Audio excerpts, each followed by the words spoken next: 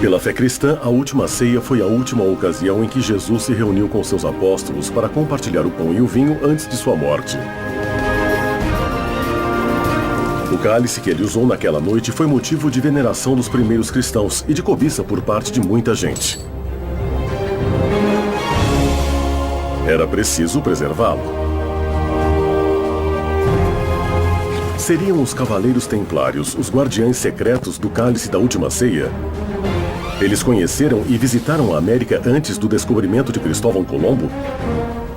Teriam sido as minas do México e do Peru a fonte de sua grande riqueza em ouro e prata?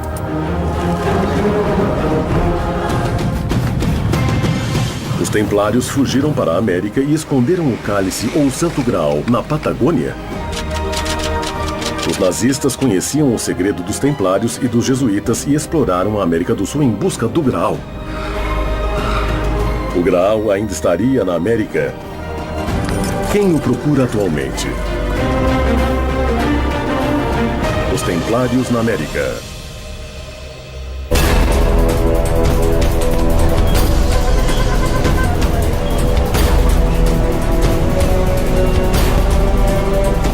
Estaria o Santo Graal, o Cálice de Cristo, na América? São muitos os que buscaram por décadas o tesouro dos Templários, o Santo Graal. Os nazistas buscaram o Santo Graal em lugares variados do mundo, inclusive nas Américas. A campanha de propaganda nazista se alimentou de uma série de objetos vindos da antiguidade, buscando na Idade Média o elemento diferenciador da Alemanha frente aos outros estados europeus.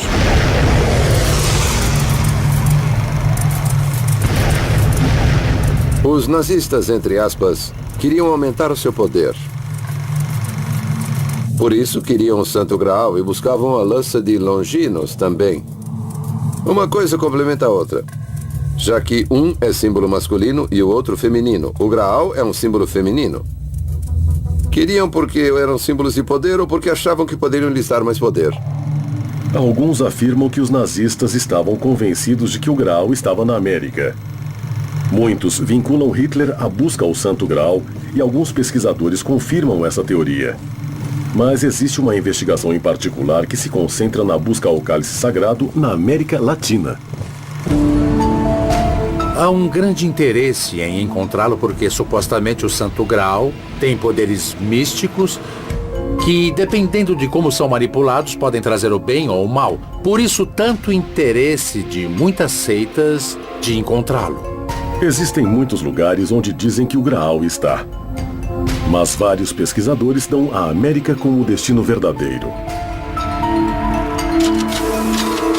Sabemos que Hitler e o nacional-socialismo tinham enviado pessoas ao mundo todo procurando a lança de Longinos e o Santo Graal. E isso os levou à América muito antes dos fins da década de 1930.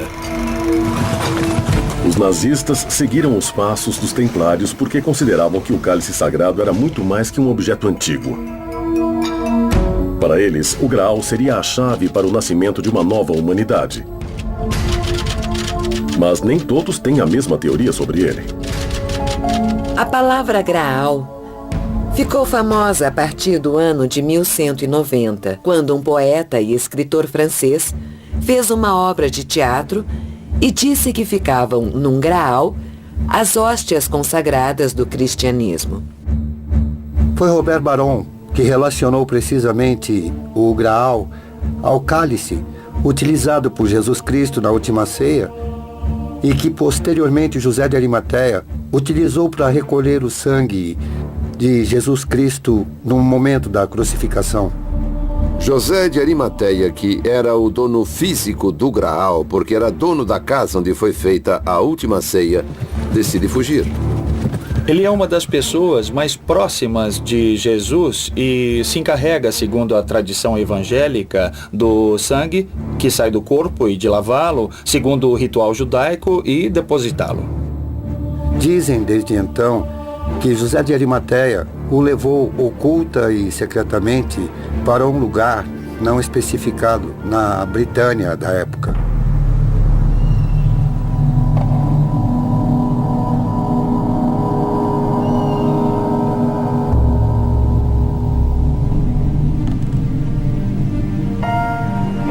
falamos de 4 cálices, porque durante toda a história medieval falava-se de vários Santo Grau. Inclusive, há pouco tempo, o famoso romance de Dan Brown fala de várias investigações que aconteceram, que eram conhecidas no meio. A genialidade de Dan Brown está em fazer tudo de forma didática, compreensível e numa ambientação de romance, para que se entenda tudo isso. Mas durante a história, houve uma série de confusões muito grandes.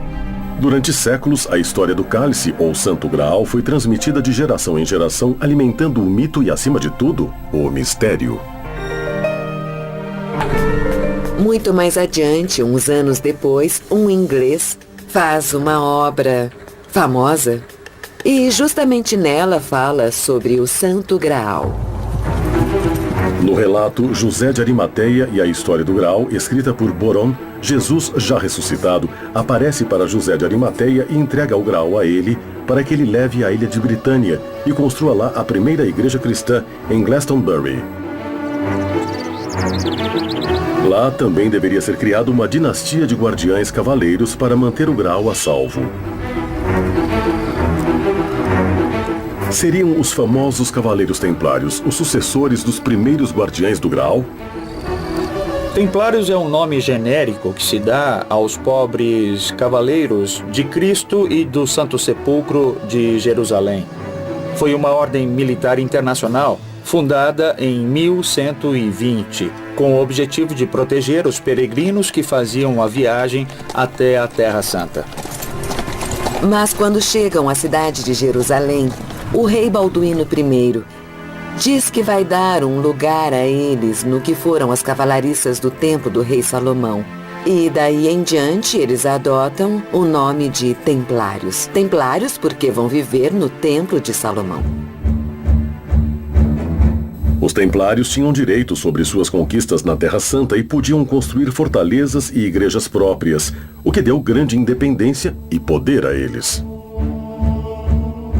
No ano de 1118, surge na Europa uma ordem monástica com o propósito de cuidar dos lugares santos, de cuidar das cisternas e abastecimentos de água para os peregrinos que chegavam aos locais sagrados. A finalidade principal dos Cavaleiros Templários sempre foi e continua sendo a de guardar o Santo Graal. Inicialmente, a ordem é criada com 9 cavaleiros. Até esse momento, os 9 cavaleiros não estavam constituídos legalmente como uma ordem. Mas esses 9 cavaleiros ficaram utilizando a ordem do templo durante 15 anos. E não, eles não protegeram os peregrinos, coisa nenhuma. Dizem que a Ordem do Templo rapidamente obteve sua fama e poder graças a todas as suas riquezas. Em dado momento, o dinheiro, as riquezas que os templários chegam a ter é tão grande que eles criam o primeiro banco que a humanidade vai conhecer.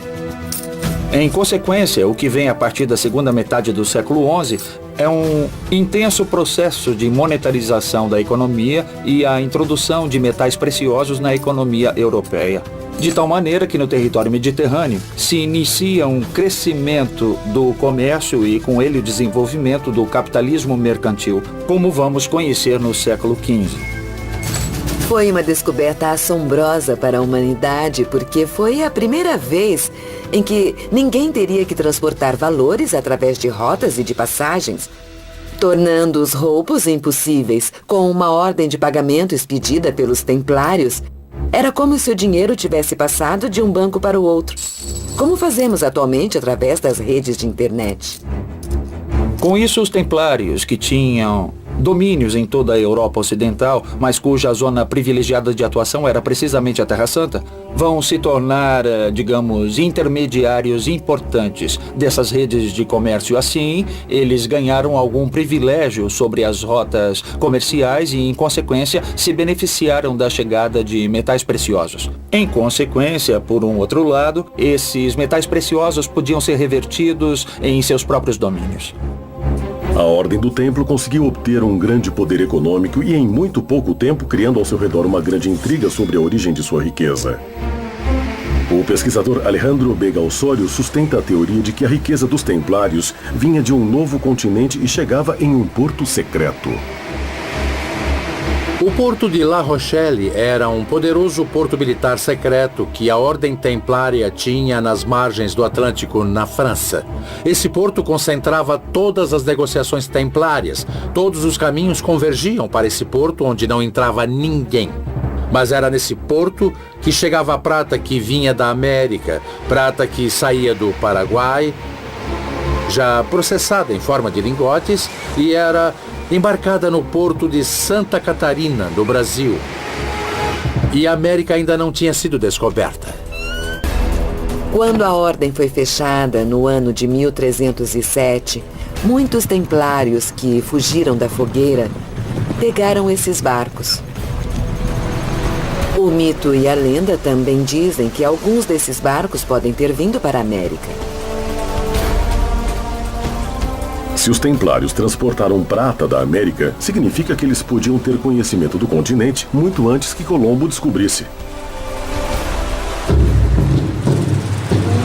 Mas será que eles chegaram seguindo rotas de velhos conquistadores, como os vikings?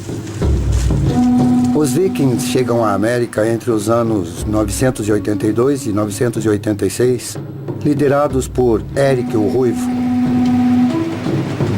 Pouco tempo depois, no ano 1000, seu filho Leif Erikson chega às terras continentais e funda algumas colônias no que hoje é o Canadá e o norte dos Estados Unidos.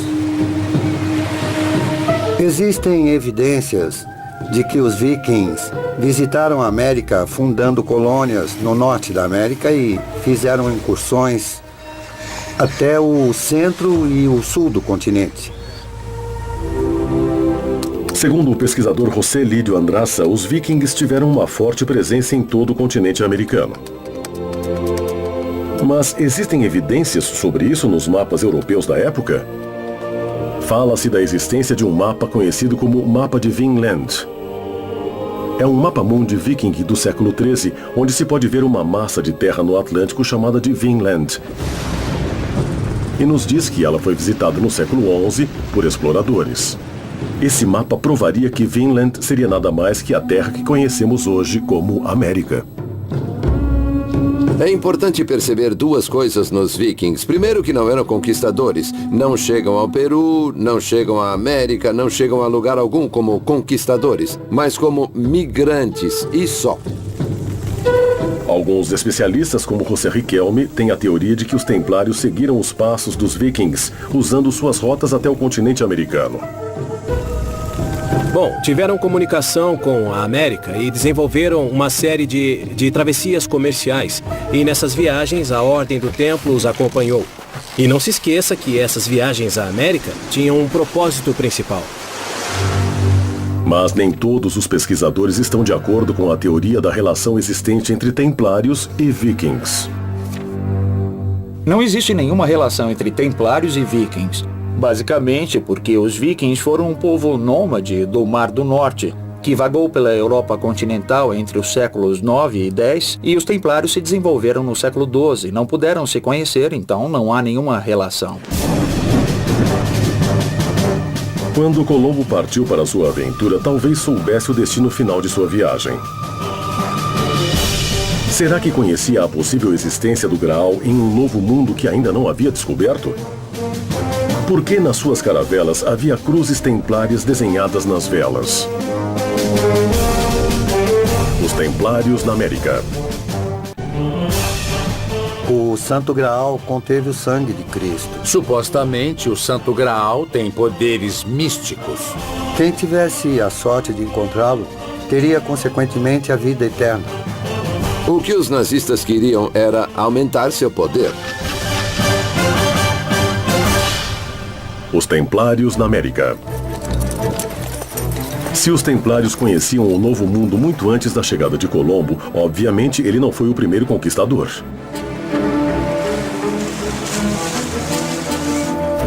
Era por isso que havia cruzes templárias desenhadas nas velas dos barcos de Colombo?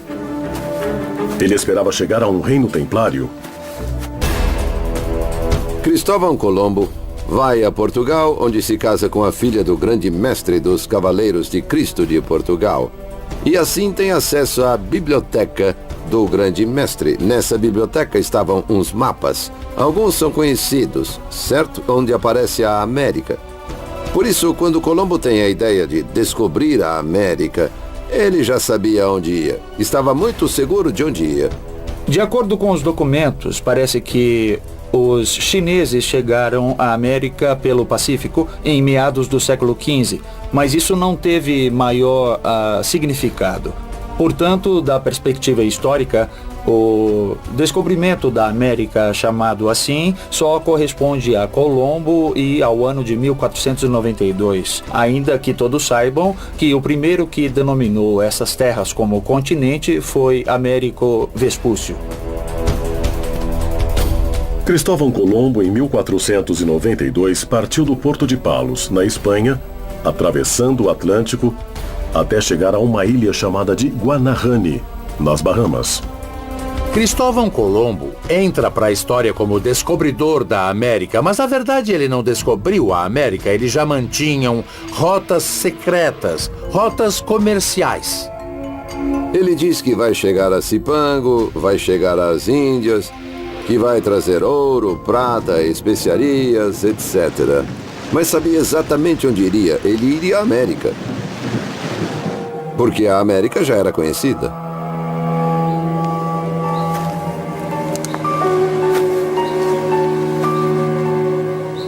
Dizem que Colombo seguia os templários e por isso colocou cruzes templárias nas velas de suas caravelas.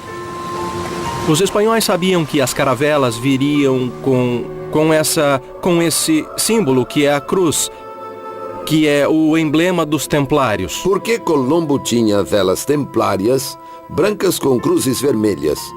E por que achava que os templários estariam lá onde ele chegaria?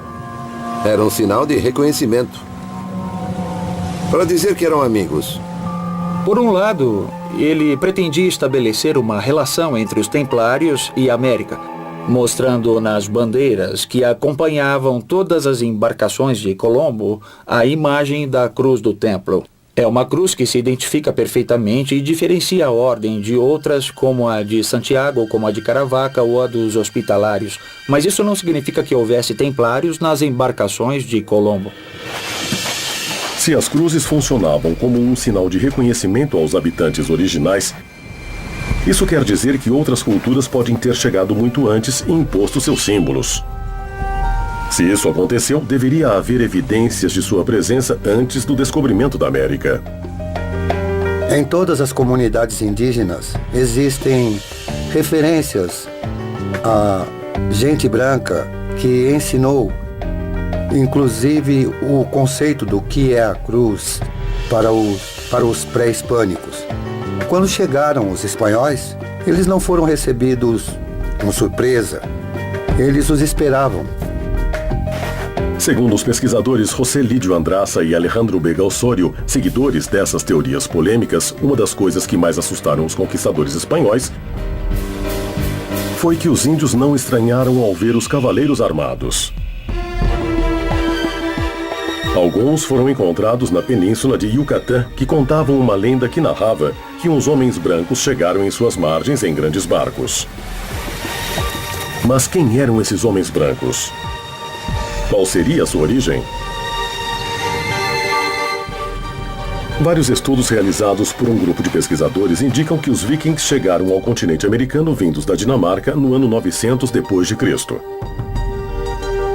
Entre os que apoiam essa teoria estão os pesquisadores Fernando Martí e Alejandro Vega Osório, que afirmam que os vikings desembarcaram primeiro no Golfo do México e se dirigiram ao sul, por terra, para Tiwanaku.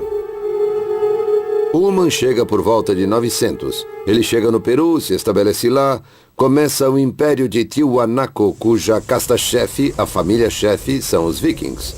Eles duram até o ano de 1250, quando são destruídos militarmente pelos araucanos. Antes dos templários, houve muitas correntes imigratórias na América que seguiram até o sul. Os templários puderam chegar porque existia um império viking dinamarquês em Tiwanaku. O difusor da teoria sobre a presença templária na América foi o oficial nazista e SS francês Jacques-Marie de Maillet. De seus livros se tira grande parte das hipóteses que hoje seus seguidores tentam provar. Jacques de Maillet era meu pai. Ele chegou à Argentina em 1946. Era antropólogo, biólogo, honoris causa em medicina no Canadá, e estudou durante muitos anos, mais de 30 anos, a influência que os homens brancos tiveram nas civilizações europeias até chegar ao homem branco na América, digamos. A teoria de Jacques de Maillet se concentra na presença viking e templária no Paraguai, revelando em seus estudos antropológicos a origem de uma forte cultura mestiça entre os nativos e os homens brancos europeus. Ele vai ao Paraguai porque, além de ter contato com membros do governo paraguaio, ele tinha dados da presença de vikings no Paraguai. Nessa área, gente do exército tinha encontrado um lugar que podia ser parte de um túnel ou de uma tumba que fica na entrada de uma montanha. Existia um cemitério viking nessa área. Sabemos de lendas, mitos que o professor Vicente Pistilli revelou bastante. Ele escreveu muito sobre eles. Ele lançou livros a respeito, falando da mitologia guarani, que é uma mitologia viking em muitos aspectos. Graças a Deus, tive a sorte de participar de uma das primeiras expedições, onde se estudou o índice cefálico, o índice colorimétrico. Essa presença nórdica é refletida no seu próprio gene. Esses nativos são diferentes do resto, são barbudos, característica própria dos nórdicos, têm aspectos ou características nas mãos, na coroa da cabeça que os deixa diferentes, bem diferentes dos malásios e polinésios. Inclusive, muitas vezes, se vamos pelo interior do país, nós encontramos com nativos loiros e barbudos que nós olhamos e dizemos, mas peraí, esse aí é um viking de tamanho pequeno, com certeza.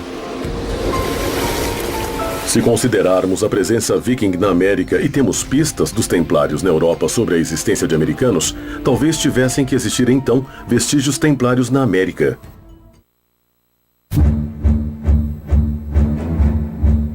Segundo o pesquisador José Lídio Andraça, existem várias evidências vikings e templárias em toda a América Latina. Uma das provas mais importantes é a que se encontra em Tilapa, município de Guerrero, no México, conhecido como o Pé de Cavaleiro. Na região da montanha de Guerrero, onde estamos, em Tilapa, encontramos evidências de que os vikings, para sinalizar as rotas que eles percorriam pelo continente americano, imprimiam pegadas humanas sobre as rochas.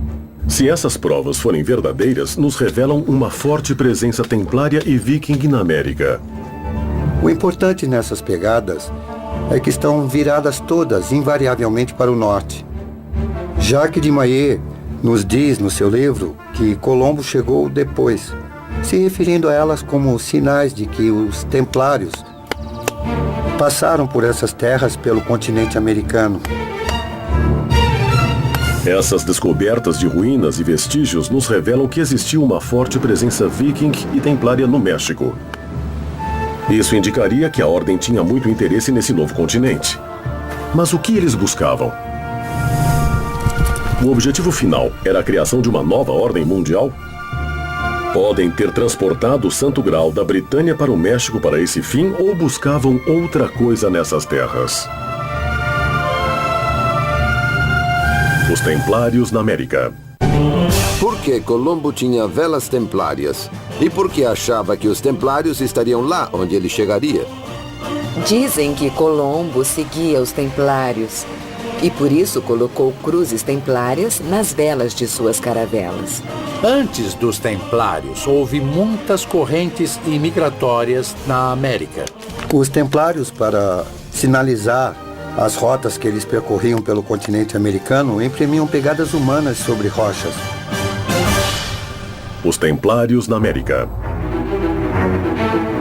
O Graal estaria nessas terras da América? Ou as incursões por essas terras estariam relacionadas a outro interesse da Ordem? Não existe nenhuma referência em datas que nos indique que o Graal foi transportado ao México pelos Templários. Portanto, se o Graal está na América e ele está na América, nós temos que buscá-lo e talvez mais próximo do que nós pensamos. Existem algumas versões que se referem ao traslado do Graal ao continente americano. Fala-se na Argentina. Foram encontrados elementos que indicariam o claro poder econômico que tinham os Templários e que revelariam um importante segredo relacionado a um mineral retirado desse continente: a prata. Muitos pesquisadores asseguram que os Templários buscavam na América esse mineral muito valioso para a Europa. A exploração do ouro é coisa de muito tempo, e isso não foi só um resultado da presença viking e templária, que já era conhecida. O mistério está em de onde tiravam a prata, de onde extraíam a prata, que era cunhada e circulava na Europa. A Ordem do Templo na América cunhava a prata e usava esses caminhos. O Peabiru, que era o caminho que os vikings utilizavam para poder transportar a prata e o ouro das minas da Bolívia até o Atlântico. Segundo as investigações do antropólogo Vicente Pistilli, a Rota da Prata nascia nas minas da Bolívia, descia até o sul dos rios, chegando ao Paraná e ao Rio de la Plata, para atravessar o Atlântico até um porto estratégico na costa norte da França chamado La Rochelle. Os templários participaram de todo o processo de desenvolvimento do capitalismo. Desde o século IX, a Europa assiste a um crescimento econômico impulsionado por um aumento demográfico e por um crescimento na produção de cereais. A partir dos Templários, podemos dizer que se cria o banco no mundo, os primeiros bancos que vão existir no mundo. E por que isso? Porque a partir de um concílio ecumênico, eles vão ter poder de aceitar dinheiro. A prata era um meio adequado à transação. Por isso se diz que os Templários buscavam a prata. Segundo conta o pesquisador Pistilli, os incas do Equador imprimiam prata em moedas com apenas uma face. Eles adquiriram esse conhecimento na Europa. Os caminhos eram muito perigosos nessa época e os templários tinham guardas em cada 24 horas de caminhada. A prata era um mineral muito escasso. Nem na África, nem em toda a terra conhecida naqueles tempos, existia quantidade suficiente para que os templários manejassem suas transações econômicas. Você não tinha dinheiro, não era em espécie. A espécie era depositada no lugar de saída, se davam aos templários e eles te davam uma letra de câmbio. Uma das descobertas mais importantes sobre o manejo da prata e o adiantado sistema financeiro dos Templários foi feita pelo pesquisador da SS, Jacques-Marie de Maillet. Entre as descobertas feitas pelo meu pai no Paraguai, e que para ele é de muita importância, porque encerra toda a pesquisa que tinha feito sobre a viagem dos Templários à América antes de Colombo, foi quando ele encontrou uma fundição de prata.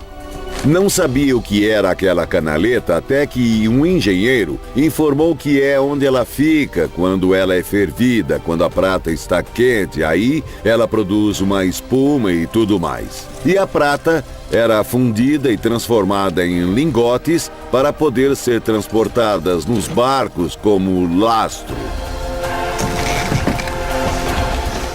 Entre as descobertas dele há um molde de terracota, de barro cozido, que é exatamente do mesmo tamanho dos lingotes que depois, em algum momento, se descobriu que eram os lingotes da prata que os templários levavam para a Europa. Construíram várias catedrais em todo o continente. Seu poder econômico superava o do Papa. Os templários, como eram grandes construtores e tinham uma grande experiência, chegavam trazendo seus construtores. Traziam pedreiros, maçons. Na realidade, a tradução de maçom é pedreiro. Traziam porque pertenciam também à Ordem Templária, e esses construtores que na Europa tinham construído todas as imensas catedrais. Os recursos saíram de algum lugar. E esse era o grande segredo, que foi guardado, naquele tempo, a rota comercial de toda a prata. Tinham permissão para emprestar a juros altos que chegavam até a 50% ao ano. Tudo isso junto com as vendas que exploravam os campesinos. Mas todos os negócios distribuídos pela Europa gerou uma fortuna altíssima. Isso fez com que reis se endividassem e gerou muitos inimigos, entre eles o rei da França.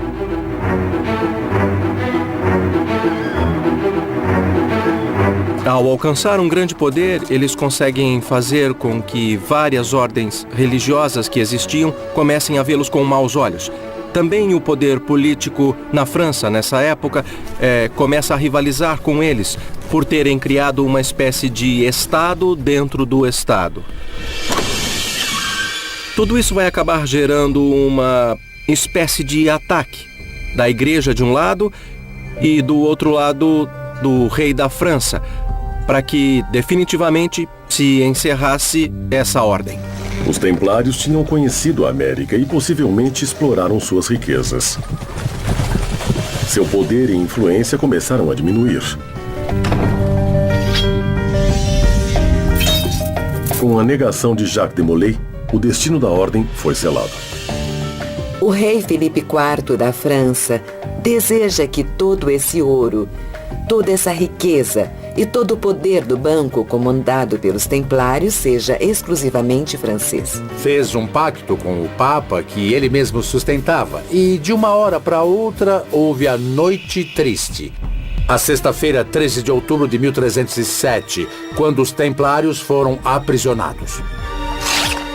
Num dia determinado, no mesmo dia, na mesma hora, foram tomados todos os castelos templários da Europa, as abadias templárias da Europa, os fortes templários da Europa e, no mesmo ato de assalto, prenderam o mestre da Ordem Templária, o famoso Jacques de Molay, e 49 veneráveis mestres. Levam-nos presos, fazem um julgamento de inquisição e acusam os templários de atos demoníacos e de obter seu dinheiro de modo sujo. Por isso, mais tarde, não vão à forca, mas a uma fogueira pública para morrerem. E dizem que o rei da França ficou com todo o dinheiro da ordem. O Papa Clemente morreria 3 meses depois, e o rei Filipe 10 meses depois de executado Jacques de Molay. A monarquia francesa, encabeçada por Filipe o Belo, expropriou os bens dos templários e, na verdade, teve uma terrível surpresa. É que as arcas da Ordem do Templo estavam vazias ou, de qualquer forma, as quantidades eram poucas. Isso não significa que o tesouro tenha desaparecido ou tenha sido transportado magicamente à Antártida, ao Paraguai ou ao México. Apenas não havia dinheiro nas arcas públicas.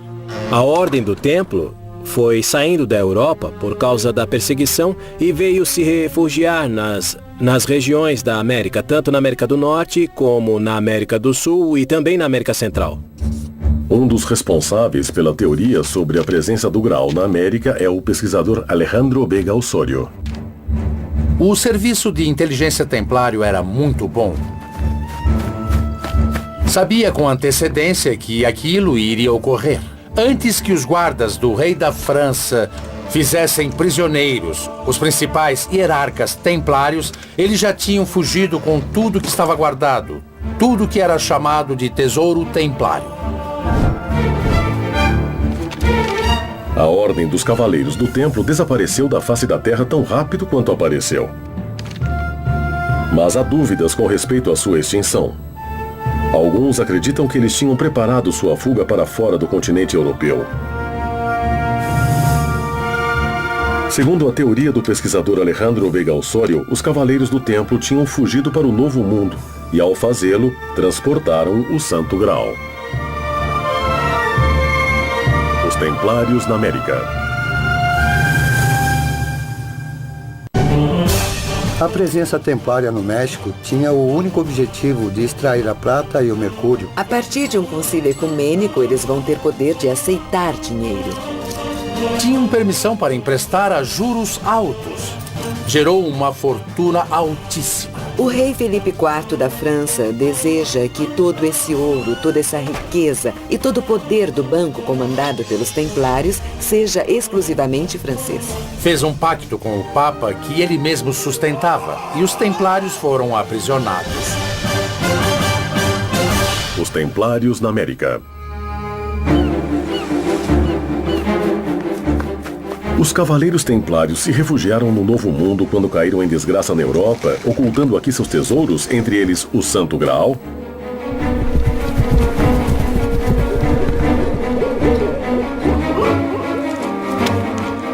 dados os objetivos da ordem e a rápida propagação no continente, alguns pesquisadores como Sérgio Roa especulam sobre a teoria de que os jesuítas poderiam ser os herdeiros dos cavaleiros da Ordem do Templo.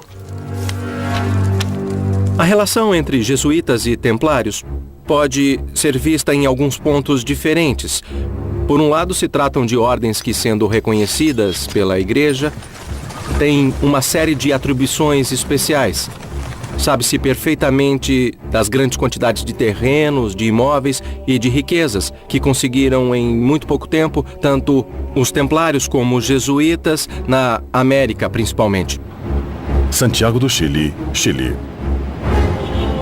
A Companhia de Jesus foi oficialmente fundada, autorizada pela Igreja Católica no ano de 1540, apesar de que 7 anos antes Inácio de Loyola já tinha imaginado. Nós sabemos que as companhias dos jesuítas seguiram o mesmo esquema da Ordem do Templo e vieram posicionar suas companhias exatamente aqui na América do Sul. Sabemos das pesquisas, das explorações, das escavações que faziam. Acreditamos que a Companhia de Jesus foi a sucessora legal da conhecida Ordem do Templo, a ordem que foi gerada no Templo de Salomão. A Ordem dos Jesuítas se propagou rapidamente por todo o continente americano, localizando-se de norte a sul, como fizeram os Templários. Os jesuítas são uma ordem cristã, religiosa, católica, muito importante.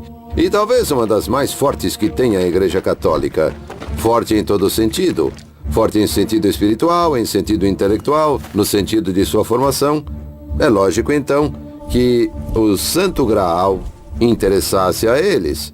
Era um interesse em Deus, um interesse no Espírito Santo. Os jesuítas se constituíam como uma ordem e diziam eles que onde estivesse um jesuíta estava toda a companhia. De tal maneira que a educação se tornou a arma mais poderosa que a ordem poderia ter. Mas não tem nada a ver com os templários. Existe um livro que vincula a América aos Templários e à Ordem Jesuíta chamado Typus Mundi, editado em 1627. O Typus Mundi é um texto que consiste em uma série de desenhos feitos pelos jesuítas. Uma das coisas mais curiosas em relação a esse livro é que, na primeira lâmina, encontramos o fundador da Ordem dos Jesuítas de pé num mapa correspondente à região da América do Sul. É um livro curioso de alquimia do século XVIII, que contém uma série de lâminas que vão explicando os pecados. Vários alquimistas, como Cancelli, que foi discípulo de Fulcanelli, analisam o livro de uma perspectiva alquímica. Por que os Templários e depois os Jesuítas adquiriram esse poder? Seria o conhecimento sobre a localização do Graal que os tornava intocáveis? Os jesuítas também se interessavam pelo Graal? Nessa busca, os jesuítas chegaram ao sul da Argentina e sul do Chile através da busca das míticas cidades dos Césares. Os templários tinham conhecimentos metalúrgicos muito avançados para a sua época e, segundo dizem alguns pesquisadores, os jesuítas os herdaram. Uma suposta prova desse poderio metalúrgico dos jesuítas é a manipulação de um suposto meteorito, o VEAS 01, encontrado no Chile. Segundo Rodolfo Novakovich, pesquisador desse tema, os jesuítas trabalharam o meteorito utilizando técnicas metalúrgicas templárias. Nós fizemos no ano de 2007, em outubro de 2007, uma apresentação à Sociedade dos Meteoritos para validá-lo como meteorito ou descartando que ele fosse um meteorito. Até agora não pudemos ter essa certificação. Do ponto de vista químico, não tem as características necessárias para ser uma rocha proveniente do espaço. É praticamente um pedaço de ferro puro, ou seja, tem uma concentração de níquel muito baixa. Não é compatível com as rochas terrestres nem extraterrestres. E ainda há o magnetismo. A rocha é fortemente magnetizada, o que contradiz a teoria dos aços. O meteorito VEAS 01 foi encontrado em um terreno que até 1767 foi parte da fazenda La Olleria, propriedade dos jesuítas da colônia. Os jesuítas alemães foram os que trouxeram as técnicas alemãs de metalurgia. Existem 2 orifícios dentro do VEAS 01 que não tem uma explicação lógica. Dá uma impressão de que se utilizou algum elemento, algo de alta temperatura para extrair partes. Mas, bem, pode ser que tenha sido utilizado como base para extrair o metal e usá-lo em outros utensílios. Parece que na época só os jesuítas tinham capacidade suficiente para extrair material desse meteorito, para manipulá-lo e fabricar o que chamam de cálice de caleira. Sabe-se que, naquela época, se construíram 2 grandes cálices muito interessantes e que um deles levou cerca de 19 anos na sua elaboração. Mas por que tiveram tanto trabalho? Qual seria a importância desse cálice? Eles fabricavam um cálice e sobre ele gravavam as coisas que queriam manter entre um sacerdote e outro. Mas depois de ser trabalhado durante 19 anos com o material extraído do meteorito VEAS 01, dizem que o cálice foi protagonista de uma história estranha e desapareceu. Nunca mais se soube dele. Como e por que desapareceu? Alguém poderia estar interessado em conhecer o segredo gravado na superfície oculta? Que dado importante poderia estar escrito no cálice? O Santo Graal estaria na localização das cidades dos Césares? Cidade dos Césares, Golfo de San Matias. Existe uma estranha teoria baseada em alguns mitos e lendas que fala sobre a existência de uma cidade mágica em outra dimensão, onde os templários tinham encontrado refúgio. As cidades dos Césares realmente são cidades templárias e estão todas localizadas entre as latitudes 41 Sul e 43 Sul. Segundo alguns autores, não havia uma só cidade dos Césares, mas várias cidades dos Césares com distintas denominações, mas sempre sobre a Cordilheira dos Andes, tanto na Argentina quanto no Chile. Segundo Fernando Martí, existem cavernas, túneis e caminhos subterrâneos que se conectariam às cidades míticas dos Césares. Nos mandaram ver uns poços onde se escutava o ruído do mar. Mas o curioso era que estávamos no meio da Patagônia. E realmente há poços. E esses poços respiram. Respiram no verdadeiro sentido da palavra. Inspiram e expiram. E tem uma sinuosidade nessa inspiração e expiração. O único fenômeno natural que tem esses ritmos são as marés. E nesse túnel está a cidade. Está essa cidadela onde o Graal se encontra. Dizem que o Graal se encontraria em uma cidade oculta. Mas são muitas as histórias que mencionam esse tipo de lugares mágicos e secretos. Um desses lugares fica na província de Córdoba, no centro da Argentina. uma região conhecida pelo nome de Cerro Uritorco. Um lugar cheio de mistérios onde os templários parecem ter deixado alguns vestígios. Mas isso é possível ou só se tratam de ideias baseadas em antigas lendas? Os Templários na América. Os jesuítas são uma ordem cristã, religiosa, católica muito importante. É lógico, então, que o Santo Graal interessasse a eles. Com a capacidade tecnológica que tinham, eles construíam um cálice e sobre ele gravavam as coisas que queriam manter entre um sacerdote e outro. Por circunstâncias misteriosas, ele desapareceu. Os Templários na América. Segundo uma interpretação do mito do Cavaleiro Parsifal, ele teria escondido o bastão no Cerro Uritorco, em Córdoba, Argentina. E segundo Fernando Martí, tempos depois, em meados do século XX, Orfélio Ulisses o encontrou. O que ninguém sabe é se o Santo Graal estava junto. O que chamam de bastão de comando, se convencionou chamar assim, foi descoberto por um senhor que aparentemente era de etnia indígena e se chamava Orfélio Ulisses Herrera. Esse homem tinha estado no Tibete, numa espécie de retiro que havia lá, e lá no Tibete lhe disseram que ele encontraria um bastão de comando. Ele veio, atravessou a cordilheira, chegou em Córdoba, pediu informação, chegou ao Cerro Uritorco e seguiu até o lugar que lhe foi indicado. Lá começou a jogar pedras com as mãos e de repente tocou numa coisa. Puxou essa coisa e era o bastão de comando. O professor Guillermo Alfredo Terrera, na época era o professor titular de antropologia da Universidade Nacional de Córdoba e era um especialista, pode-se dizer, nos cometingones. Era um especialista nos cometingones e também em Uritorco. E foi ele, na verdade, quem nos iniciou nesse tema e nos aconselhou, ele já estava um pouco velhinho, e nos aconselhou a irmos até o sul buscar o Graal.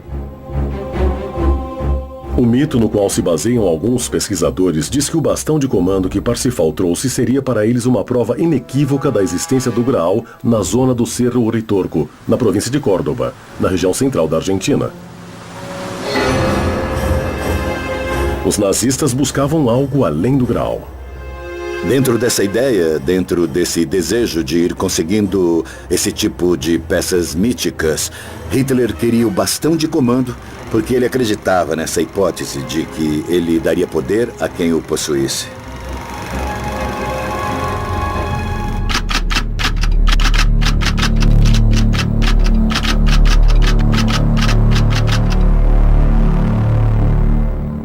Existe a especulação em alguns círculos de que os nazistas conheciam o segredo dos templários e dos jesuítas e exploraram a América em busca do Santo Graal. O Império Alemão estava formado por diferentes reinados e principados que constituíam o Sacro Império Romano-Germânico, de tal maneira que a constituição do Estado moderno alemão teve que se fazer buscando elementos e sinais de identidade comuns a todos esses principados. Por isso Hitler lança uma campanha para buscar tesouros medievais. Muito se escreveu, muito se falou, já houve muita, muita ficção e muitos filmes que brincam com a ideia de que os nazistas buscavam objetos que poderiam ser uma fonte de força, de poder. Eu diria que isso está mais no terreno das especulações. Hitler tinha uma conhecida fixação pelo ocultismo desde muito antes de ele chegar ao poder na Alemanha. Isso deu a ele um tipo de obsessão em todo o período em que ele esteve no poder. E esses grupos, essas sociedades secretas, compartilharam de parte desse poder.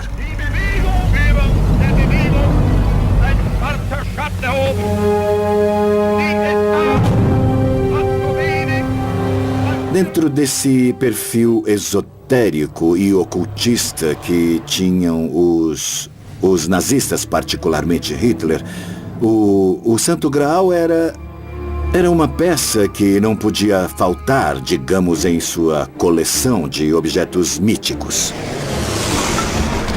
O nacional-socialismo, com essa ideia de criar uma raça superior, tinha de um lado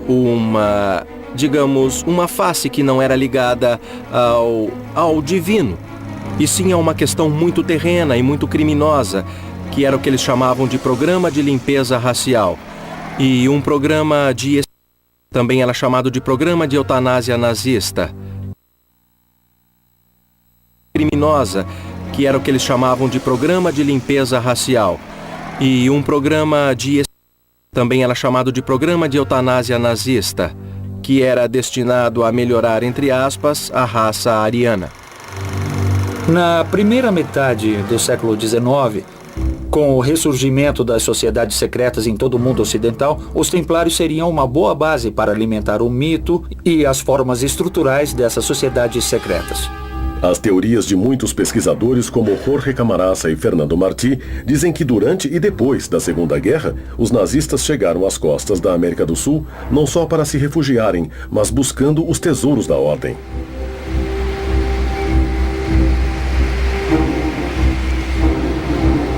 Depois da Segunda Guerra, há um tipo de êxodo de criminosos de guerra e de nazistas em geral, mesmo os que não foram criminosos de guerra, principalmente para a América Latina. Sabemos que Hitler e o nacional-socialismo tinham enviado pessoas ao mundo todo procurando a lança de Longinos, com a qual Cristo havia sido perfurado, também a Arca da Aliança, e tinham buscado o Santo Graal. Agora, isso os levou a esses pontos da América muito antes, lá no fim da década de 1930. O senhor Heinrich Himmler, que era o chefe da SS, sabia que o Graal estava na Patagônia. O que nos consta é que procuraram, como também procurou o chefe desse partido, que era o senhor Adolf Hitler, procurou na Patagônia. Nos anos 45, 46, 47, ouviram-se muitíssimas versões de que ele teria vindo para cá. Alguns nazistas sabiam dessa hipótese dos templários na América. Há um caso paradigmático, que é o de um antropólogo, Jacques de Maillet. Ele veio a Buenos Aires e foi ele que trabalhou muito sobre a hipótese dos vikings, principalmente na América do Sul, e também os templários. Eles acreditam na ideia de um destino, e esse destino é oferecido a quem for melhor, aos mais aptos. Essa ideia do darwinismo social é uma interpretação bastante torta, digamos, da teoria da evolução. Eles realmente buscavam encontrar essa relação entre supostas raças brancas ou haveria algo mais?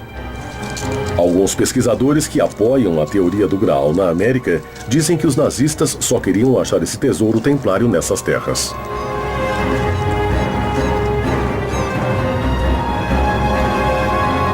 Os Templários na América.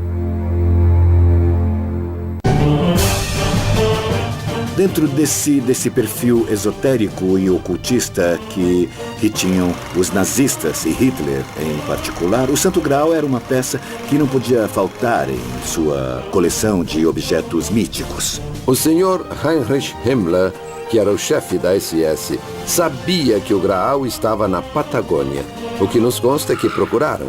Ele queria o bastão de comando porque ele acreditava nessa hipótese de que ele daria poder a quem o possuísse. A história é essa. Os Templários na América. A história do Cavaleiro Parsifal está ligada ao Graal e ao bastão de comando desde as origens dessa suposta lenda. Quem era o Cavaleiro Parsifal? Onde se origina sua história? Wolfgang von Eschenbach, o trovador alemão, escreveu uma obra onde descreve toda a vida de Parsifal. Von Eschenbach é muito conhecido porque ele foi o autor do libreto de Richard Wagner para a ópera Parsifal. Percival galês, ou Parsifal, é um cavaleiro terreno. Isso quer dizer que não tem um ar sacro particular, mas representa todos aqueles homens que, com seu trabalho, sua piedade e, sobretudo, por levarem uma vida de acordo com os valores eclesiásticos, lhe é concedido a graça de contemplar o Graal. É um fenômeno quase místico de contemplação do divino. Segundo a lenda, Parsifal era um cavaleiro templário encarregado de deixar o Santo Graal junto a um bastão de comando sagrado, conhecido também como Pedra da Sabedoria. Mas nós nos interessamos porque, em uma circunstância, ele se fez merecedor de ser o guardião do Graal.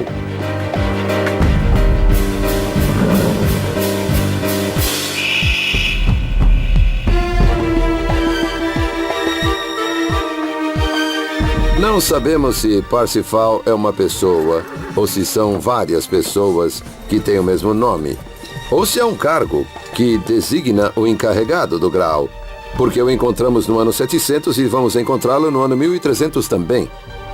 Então, 600 anos não é todo mundo que vive. Segundo pesquisadores, Parsifal chegou a uma terra estranha e buscou o local para depositar sua preciosa carga: o Santo Graal e a Cruz dos Templários. Sua missão consistia em deixar esses elementos junto a uma pedra chamada de Bastão de Comando, nas cercanias do Cerro Sagrado de Uritorco, na província de Córdoba, na região central da Argentina.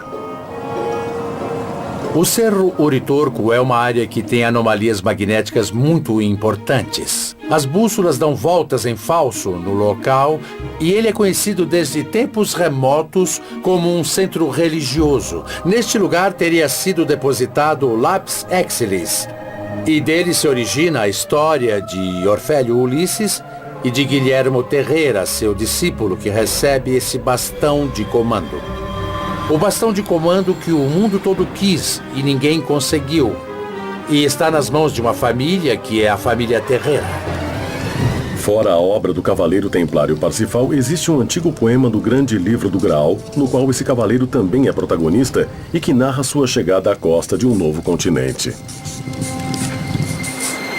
Existe um poema, além do de Reichenbach, que é o Grande Livro do Graal, ou Perlesbaus, que é outra forma de se pronunciar Parsifal. Nesse poema, o protagonista Percival pergunta ao navegante do barco que o está levando com o Santo Graal onde eles estão. O navegante diz: não sei, não conheço as estrelas. Eles mudam de hemisfério. E o barco encalha. O barco enche de água, dá uma parada, ancora, e na manhã seguinte está sem água. E aos pés do castelo, diz o poema, onde isso pode acontecer? Onde se pode ter uma maré tão forte que um barco chega navegando, ancora num porto e na manhã seguinte está sem água, na Patagônia, Argentina? É o único lugar onde há uma oscilação de marés tão grande, de até 9 ou 10 metros. Da noite para o dia, a costa fica sem água. A qual país Eixembá se referia como Argento? Se referiria realmente à República Argentina, um país que ficava num continente que no século XII, quando escreveu esse poema, ninguém havia descoberto?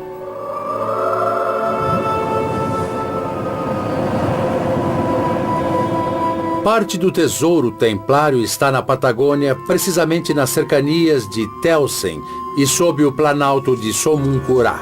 O Graal e o bastão de comando escondidos, segundo os escritos por Parsifal, foram intensamente procurados pelos nazistas. Entre as hipóteses que os nazistas tinham nesse afã de coletar várias coisas, eles chegaram a pensar na possibilidade dos templários terem trazido o Santo Graal à América do Sul. É indiscutível a presença nazista na América, no Paraguai e em tudo o que seria o Brasil, a Argentina, a Bolívia, o Uruguai. E não estamos falando só apenas dos nazistas do Terceiro Reich. Estamos falando de 1943, 1945. O senhor Heinrich Himmler, que era o chefe da SS, sabia que o Graal estava na Patagônia. Por isso havia tanto interesse da Alemanha nazista na região. Por isso chegaram submarinos nazistas na Baía Sem Fundo. Nesse lugar, há muito mais do que se pensa. Nem todos os nazistas se estabeleceram e exploraram o centro da Argentina. Também se dirigiram mais para o sul do país, para a Patagônia, atrás de rastros do Graal. Depois da Segunda Guerra, aconteceu um tipo de êxodo de criminosos de guerra e de nazistas em geral, mesmo os que não foram criminosos de guerra, principalmente para a América Latina. Sabe-se que muitos submarinos nazistas chegaram à costa da Patagônia e também se fala de sua chegada à Antártida durante e depois da Segunda Guerra Mundial. Era só uma via de escape ou tinham uma missão secreta relacionada à busca do Graal?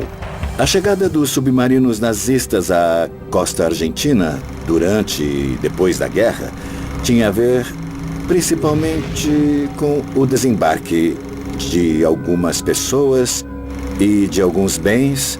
Essas tripulações decidem vir para a América do Sul, especialmente para a Argentina, onde sabiam que seriam bem recebidos, porque isso já tinha acontecido com os tripulantes do Drapspenha em 1939, ou seja, chegavam a um lugar amigo, chegavam a um porto seguro. O caso da Patagônia é parecido com o caso de Córdoba, digamos, que oferecia lugares pouco habitados, afastados.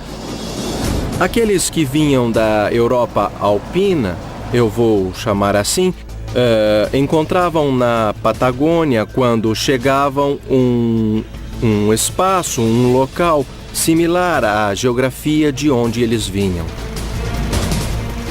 Depois da rendição alemã na Segunda Guerra Mundial, em 10 de julho de 1945, o submarino U-530 se entregou em Mar del Plata. E em 17 de agosto do mesmo ano, o submarino U-977. Há muitos documentos que provam a chegada dos submarinos. Há documentos da Marinha Argentina, há documentos das polícias das províncias, inclusive há documentos da Armada que falam em contatos de guerra, onde foram retiradas cargas de submarinos na profundidade. O que buscavam os submarinos nazistas na Patagônia? Há uma voz corrente que diz que há um Santo Graal na Argentina. Nós dizemos que é um dos 4, mas só falta mostrar. Por que tantos alemães nazistas se estabeleceram no centro, em Córdoba, e no sul, na Patagônia? Eles esperavam encontrar o Graal e o bastão num lugar cheio de símbolos e lendas templárias?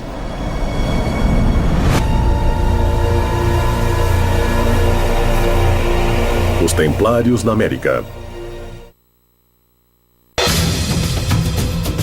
O Cerro Uritorco é uma área que tem anomalias magnéticas muito importantes. Nesse lugar teria sido depositado o Lapis Exilis. É indiscutível a presença nazista na América.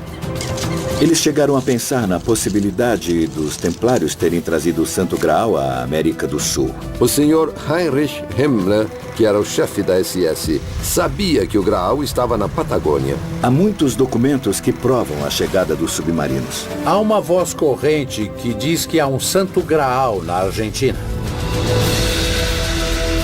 Os Templários na América.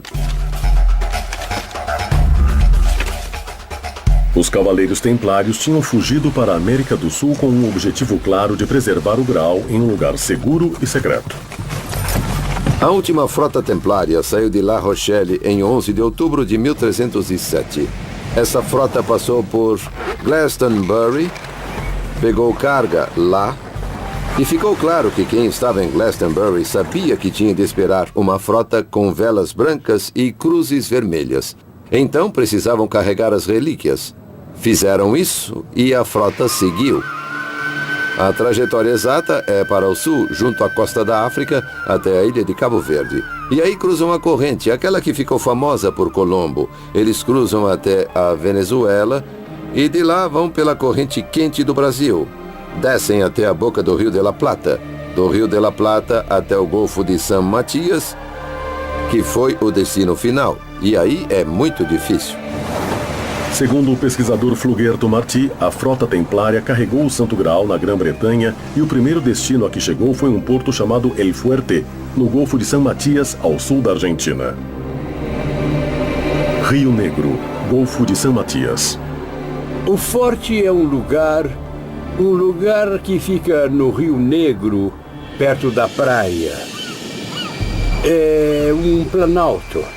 É uma ilha, praticamente, que forma uma espécie de planalto, onde se diz que foi o primeiro enclave templário na região.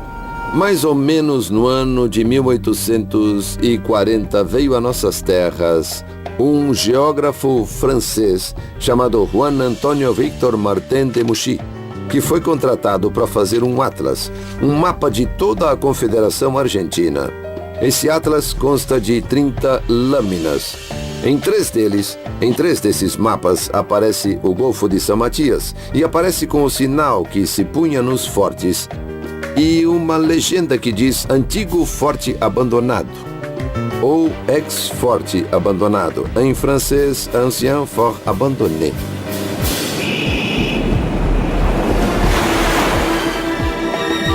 Trelew, província de Chubut, Argentina.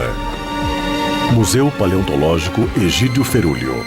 Não conheço o Forte Argentino, como se chama lá com esse nome, mas aqui em Chubut houve um forte muito famoso que foi o Forte San José, localizado no Golfo de San José, na Península Valdez. Os geólogos denominam barreira um planalto elevado isolado na beira do mar. Sobre ela foi construído o forte. A barreira, como chamam naquele planalto onde está o forte, é natural, não é construída. O forte foi construído em cima dela. Já o cais parece ter sido construído, porque em um dos lados, o que não recebe mar forte, ou não recebia o mar forte, porque agora essa terra subiu toda, tem uma espécie de uns cilindros que são tipo tijolos, de um material estranho. Sabe, é como uma areia dura. Tudo bem ordenado e, por isso, parecem ter sido fabricados.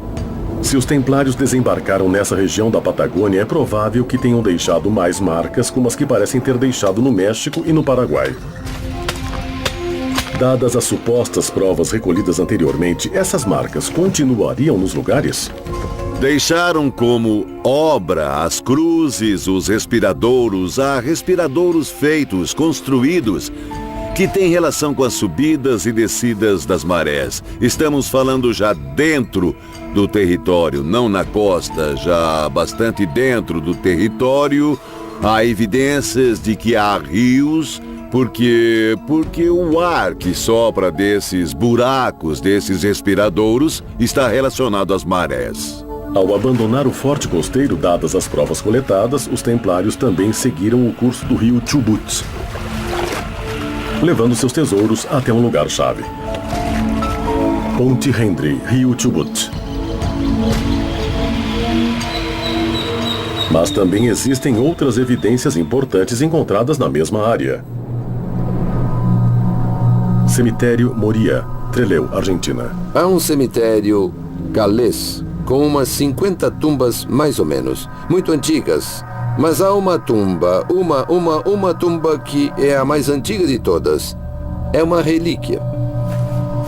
As tumbas que podemos ver no cemitério galês de Trelew são dos primeiros habitantes galeses que chegaram aqui na região. E uma tumba muito importante que tem uma característica muito especial. Tem um S em símbolo de serpente, está entrelaçada.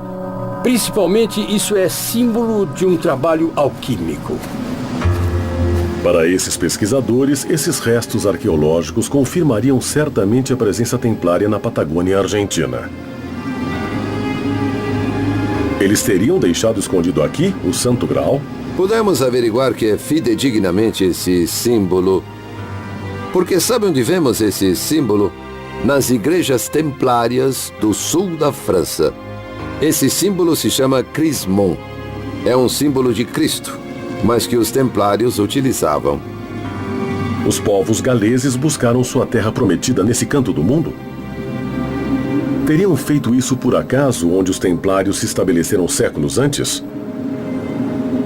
Talvez eles também seguissem o caminho do Graal.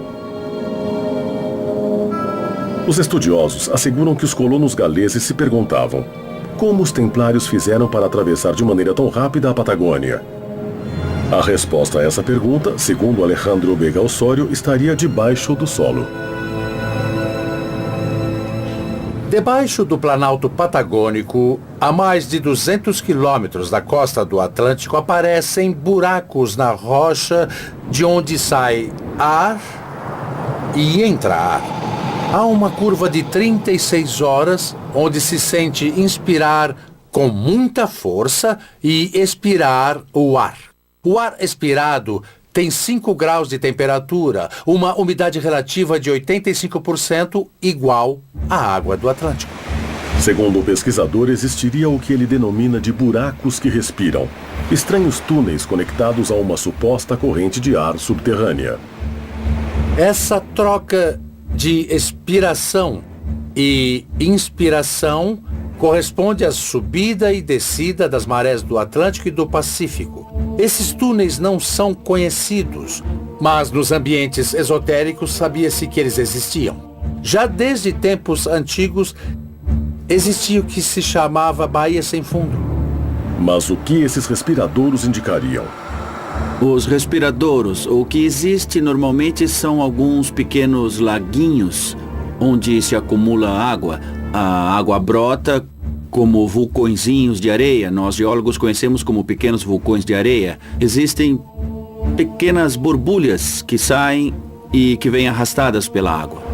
Para alguns pesquisadores, isso indicaria a existência de um imenso rio subterrâneo debaixo do Planalto Patagônico que conectaria com os supostos locais templários.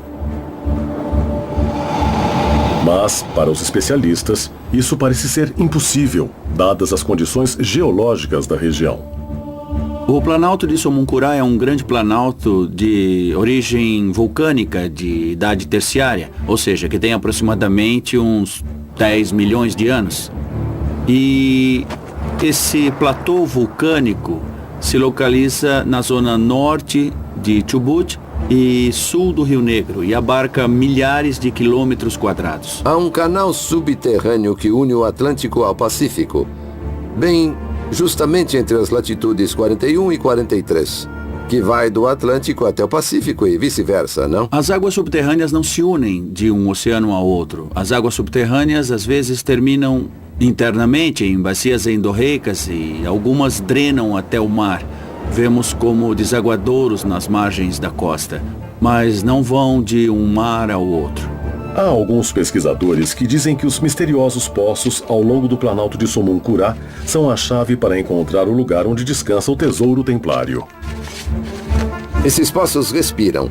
Respiram no verdadeiro sentido da palavra, inspiram e expiram. E essa expiração e inspiração formam uma sinuosidade. O único fenômeno natural que tem esse ritmo são as marés.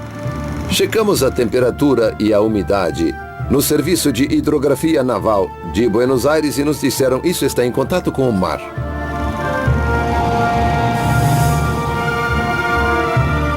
Segundo os pesquisadores, existe uma estranha teoria que diz que os nazistas chegaram ao continente sul-americano entrando com seus submarinos pelos rios subterrâneos. Existe água subterrânea, que é diferente. O curso da água subterrânea é muito comum, mas existe um grande mito que diz respeito aos rios subterrâneos. São rios subterrâneos que normalmente vemos na televisão, como vemos, por exemplo, nos filmes de ficção científica, onde mostram, ou até os livros de Júlio Verne, que falam de mundos subterrâneos. Na Patagônia e em diferentes partes do mundo, esses rios, como aparecem em nossa imaginação popular, não existem. Os pesquisadores Martí e Osório confirmam a existência de um esconderijo secreto onde estaria o maior tesouro templário, o Santo Graal.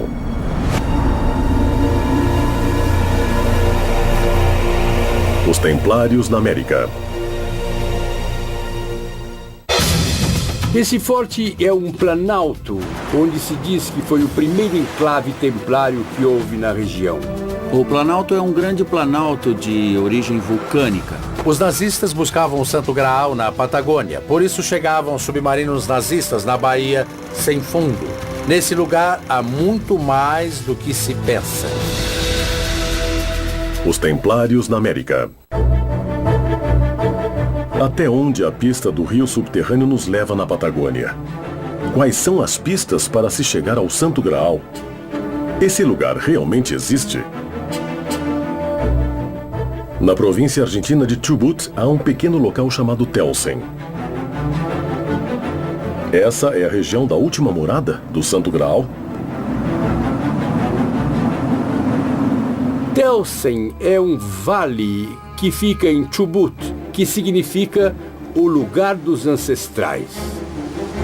E quem fundou esse lugar se chamava John Morley, muito parecido com Jacques de Molay, que foi o mestre templário.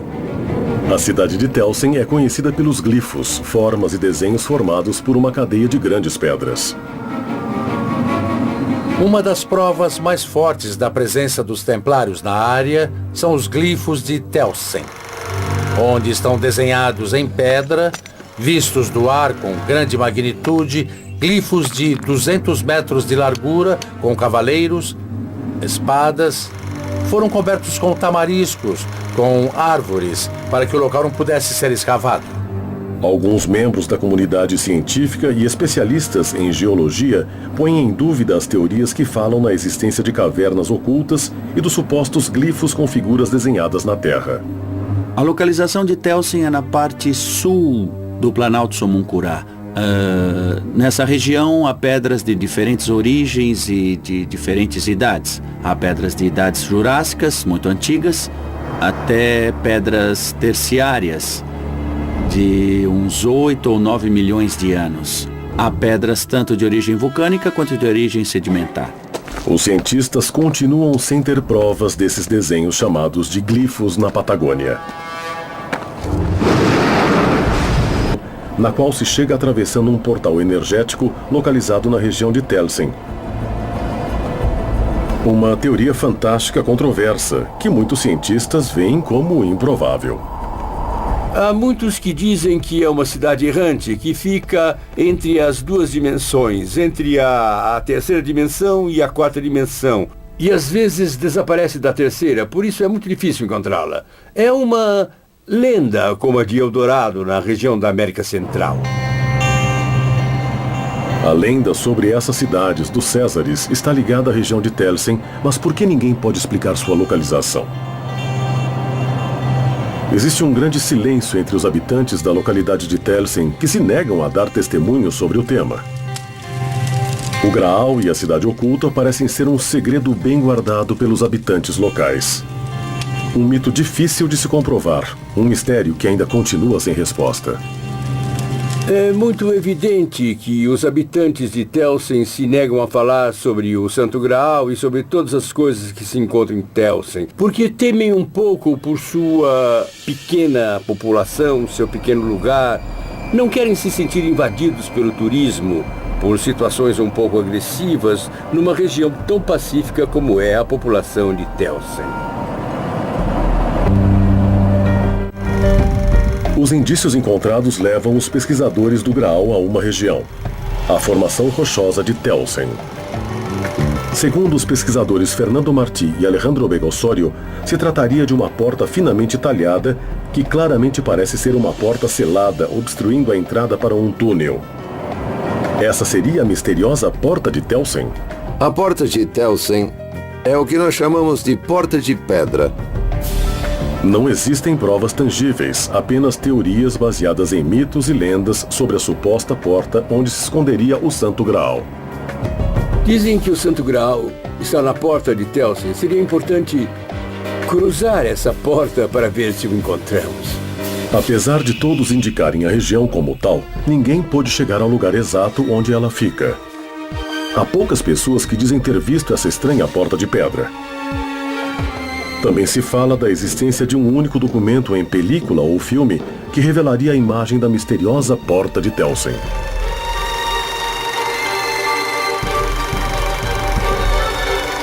A porta em si é uma caverna que foi selada. Dentro dessa porta Se supõe, e isso é especulação, que haja material templário.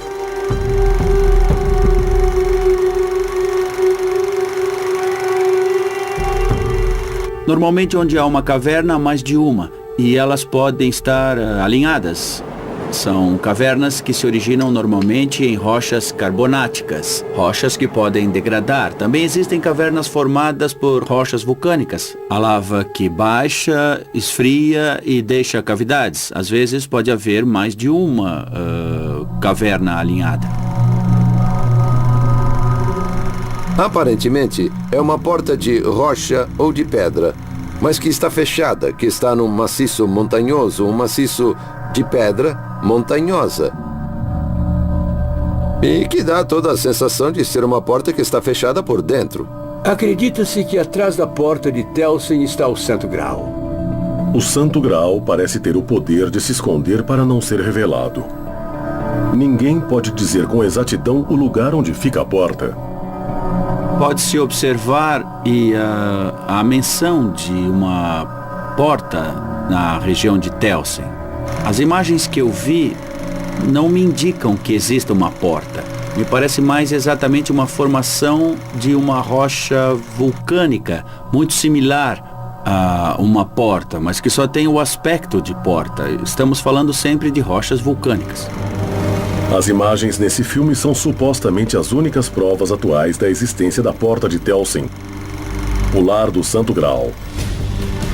Seriam essas provas um claro indício de que o Santo Graal estaria em Telsen, na Patagônia Argentina? É realmente possível que a Porta de Telsen seja sua última morada? Supostamente, a história diz que os templários continuam existindo, não mais vestidos com túnicas brancas, obviamente, porque tudo se renova e desde que veio da Europa, enfim, todas as lendas vão se distorcendo cada vez mais. Uma cidadela, um enclave, que está devidamente protegido por 1000 metros de basalto vulcânico.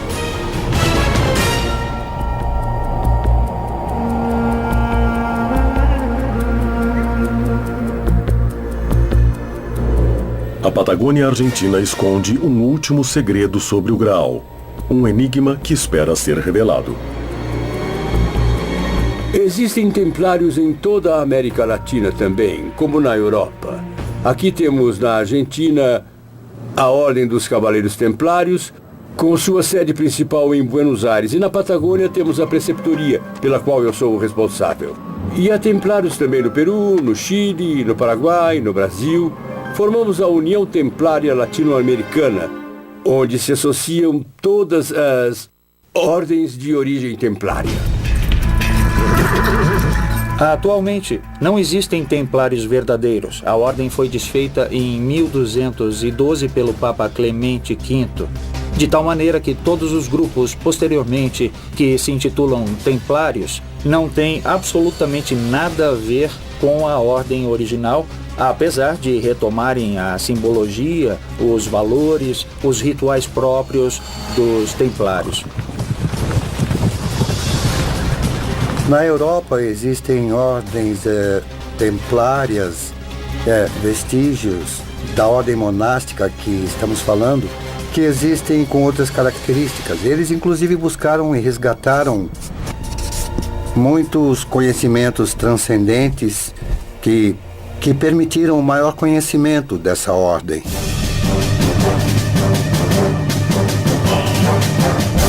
O Graal sabe se cuidar. Tata Dios é muito inteligente e soube se colocar onde não poderiam encontrá-lo, não poderiam destruí-lo, porque pode ter gente má que queira destruí-lo. Todas as pistas recolhidas pelos pesquisadores apontam para o continente americano como suposto destino do Graal. Duvido muito que o Graal tenha sido transportado à América, apesar de existirem referências que nos indicam que o Graal foi levado para a Argentina. Acredita-se que o Graal chegou à Patagônia junto com todas as relíquias que saíram do porto de La Rochelle. Pessoalmente, eu não acredito nesse tipo de lendas. Temos que ser respeitosos com a tradição e acredito que seja muito importante resgatar a cultura dos povos.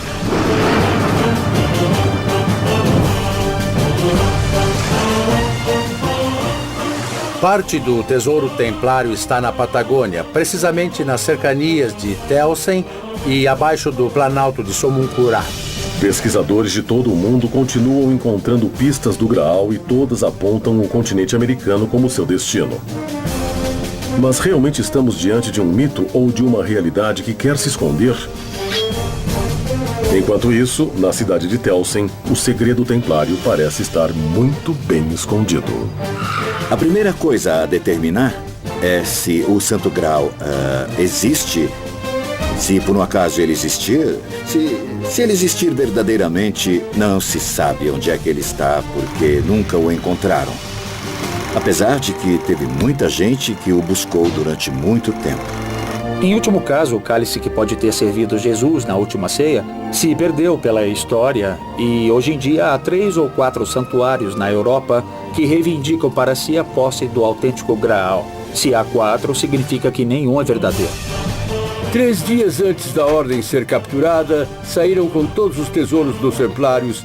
E entre esse tesouro estaria o Santo Graal, a Arca da Aliança e a lança de Longinos. O Graal não pode ter chegado a nenhum lugar porque é uma figura literária, portanto, não existiu. E em todo caso, o cálice que foi usado na última ceia pode ter sido perdido ao longo da história. Nos perguntamos se José de Arimateia poderia ter levado o Santo Graal para a Escócia. E da Escócia, levaria para onde? Eu afirmo que o Santo Graal está atualmente debaixo do Planalto de Somuncurá. Não posso dar mais detalhes, mas sei que ele está em posse atualmente dos Templários.